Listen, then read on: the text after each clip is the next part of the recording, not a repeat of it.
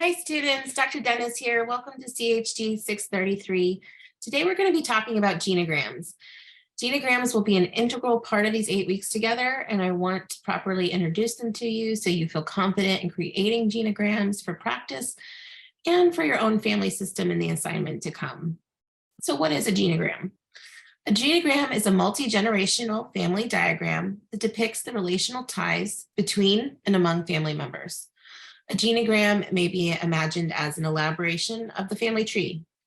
Genograms provide a means to map patterns of familiar interactions and relationships across multiple generations, at least 3 generations.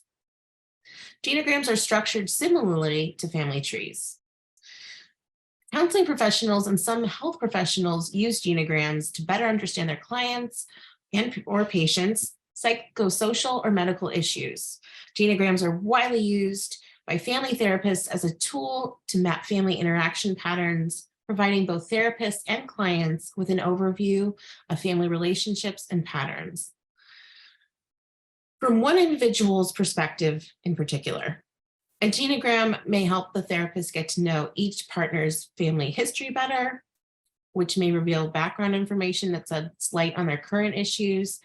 Genograms are also used in couples counseling to help partners understand each other's learned patterns for responding to stressful situations, managing intimacy or conflict, or negotiating gender and cultural issues. It is critical to remember that genograms reflect one individual's point of view, and they depict a family at a specific point in time, usually the present. Therefore, a genogram drawn in 2014 may look significantly different than a genogram drawn in 2023. The person whose perspective is represented in a genogram is referred to as the index person. Most members of a family agree on the basics of a family tree, but major differences appear when relatives describe the relationships among family members.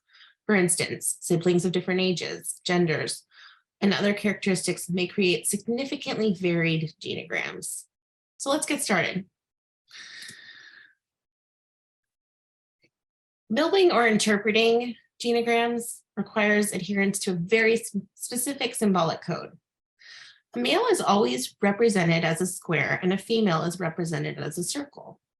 Birth dates are often included to the upper right or left of an individual symbol. The genogram creator, or the person who is providing his or her version of the family members' relational ties, is indicated by a double square or a double circle. This allows viewers to quickly determine off of whose knowledge and perceptions the diagram has been created. For my example in class today, we're going to use Homer Simpson as our index person, and we're going to create the Simpson family genogram. You can see that Homer, his age has been put in the middle. That's another way to denote birthday or age. And there's a double line around his square indicating that he's the index person. This image denotes some of the different symbols for romantic relationships. And so take a look at it. We'll come back to it later. So we look at different relationships within the family. This is the symbol.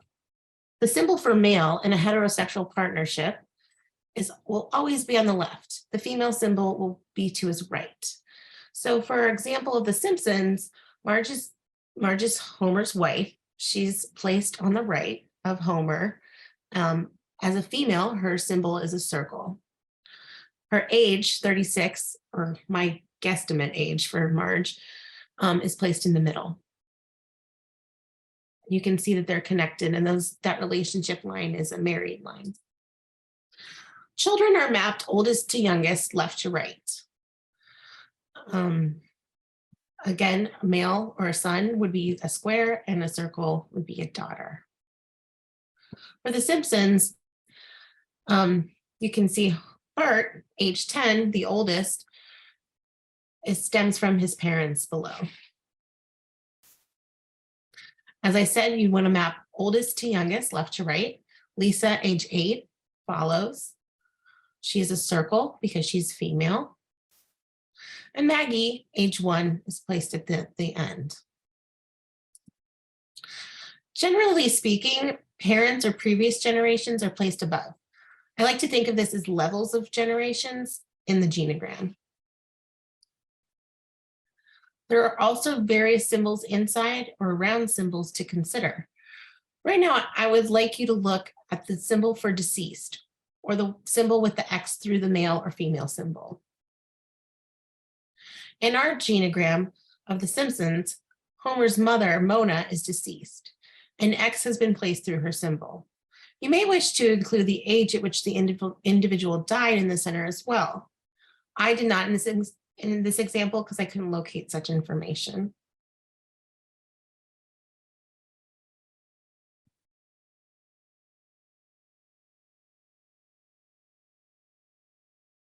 Returning to our partnership symbols and lines, you'll notice that not all are simply connections. There are different lines for separation, for divorce, for living together, and even for reconciliation. You may also wish to denote important dates for the relationship. So when did a marriage begin, or a relationship begin, or when did it end?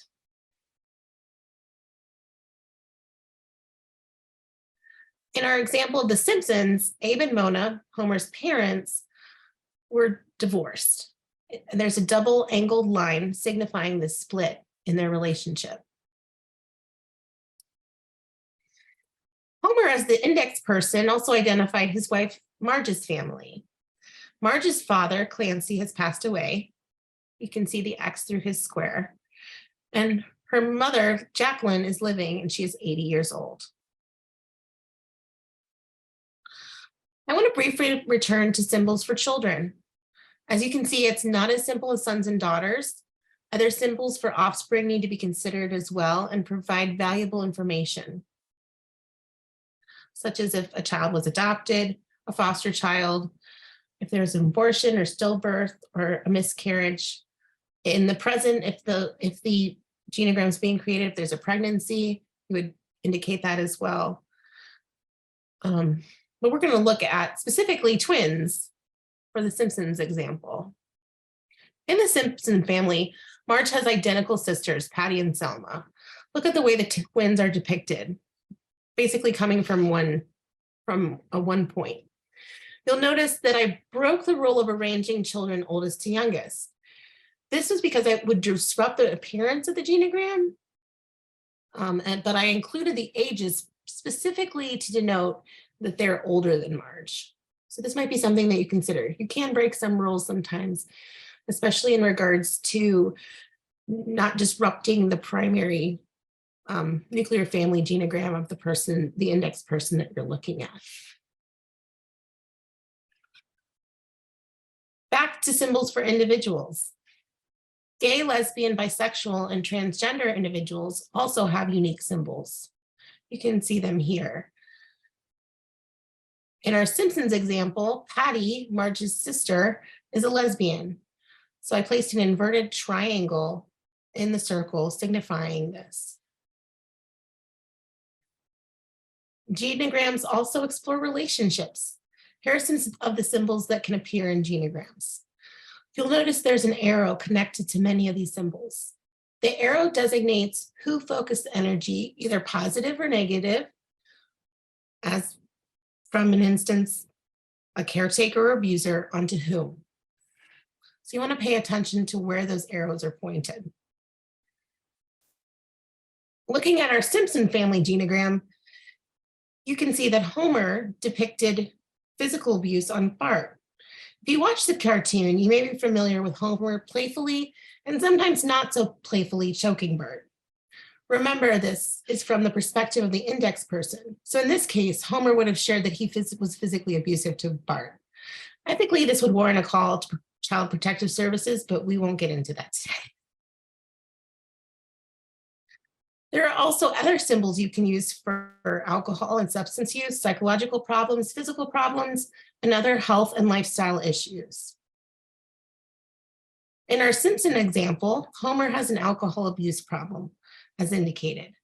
Patty, Selma, and the late Clancy are also denoted with the symbol for smoking, or an S.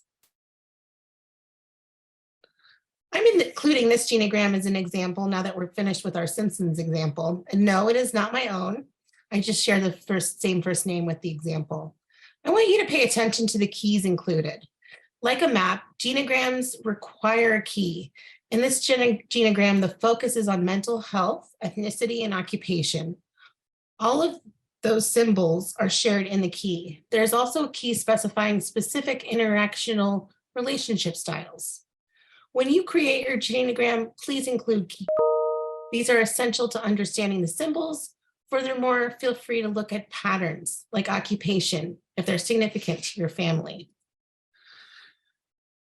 Speaking of patterns, one of my favorite genograms to look at is the Kennedy family genogram. You'll notice patterns of tragedy, addiction, arrest, and occupational positions of leadership. If genograms interest you, it's definitely one to examine. Thanks, students. That's all I have today for genograms. Please feel free to ask questions in the discussion or email me if you'd like.